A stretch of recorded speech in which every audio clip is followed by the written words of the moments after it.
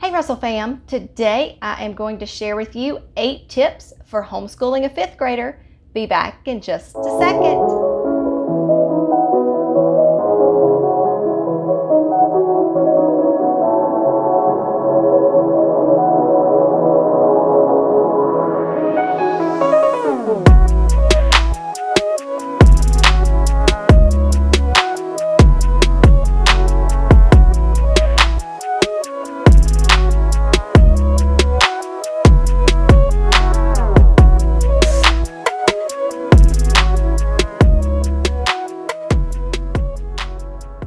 Hi, my name is Becky and this is Russell's Loving Life.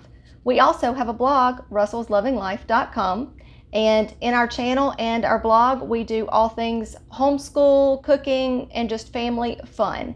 If you are new to our channel, welcome. We are so glad you are here. If you are a returning Russell fam, we are so glad you are back. Today's video is a collaboration that Rian with Momma on a Mission is hosting, and I will leave her channel link down in the description box below, as well as the playlist.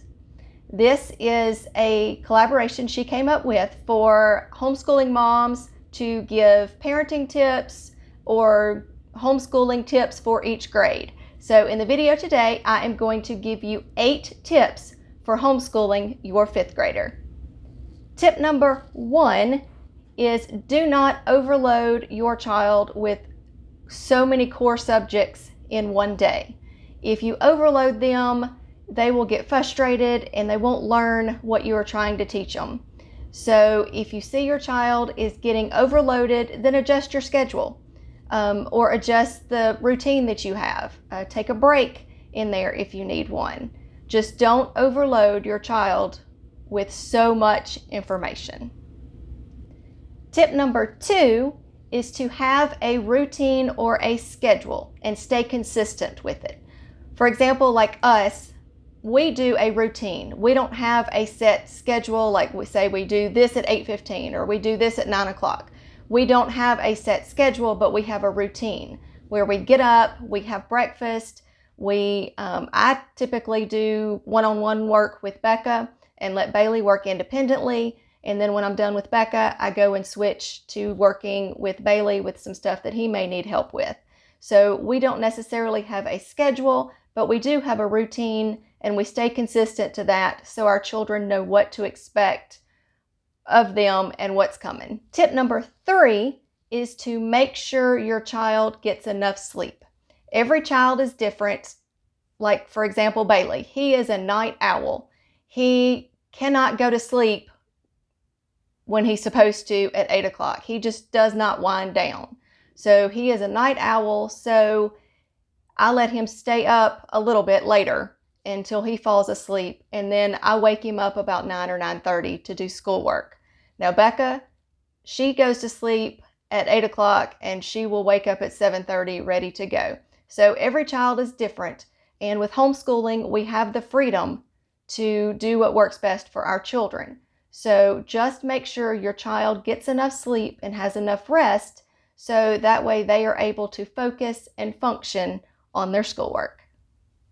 Tip number 4 is to eat a healthy breakfast. I know what you're thinking. This sounds crazy, but it makes a difference in our house. Bailey tends to get hyper if he eats sugar. So if he's hyper, he's wiggly while we're doing school. So I typically give him a protein type breakfast. He'll eat omelets, cheese omelets, sausage omelets, bacon omelets, just a good protein, low sugar breakfast. And that helps him focus more on his schoolwork. Now, he does eat yogurt sometimes, and I try to watch the sugar on that. I give him the healthy yogurt with the good enzymes and all that in there. But the days that he has yogurt, he is a little more antsy. So make sure your child has a healthy breakfast, like low sugar, and that helps them to focus. Tip number 5 is to take a break whenever you need one. If you are frustrated, if your child is frustrated, it is not going to be productive. So if you need to take a 5-minute break, take a break. If you need to take a break from that subject, take a break from that subject and move to the next subject. If you need to take a break for the day, or if you need to take a break for a week, just take a break, figure out the schedule that works for you. We homeschool from the end of September to the end of July, so we are not required here in the state of Mississippi to homeschool for a certain amount of days. So if we need a break, we take a break. If we go on vacation, we take a vacation. But take a break whenever you feel frustrated. If you see your child's getting frustrated, just take a break. That is the best part of homeschooling, is we can be flexible.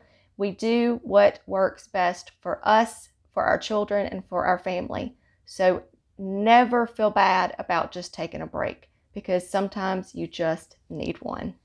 Tip number 6 is to make sure your child is working independently. I know when they are in younger grades, they require your help to sit there to help them, but once they start reading, they don't need your help as much. And as a mom, that breaks my heart, because I want to be there right next to them.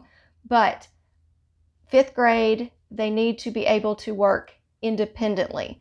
And that is a great help for me, because I'm also homeschooling Becca. And so she is in kindergarten, going to be in 1st grade. Bailey's in 5th, going to be in 6th. So him working independently allows me time to work one-on-one with Becca.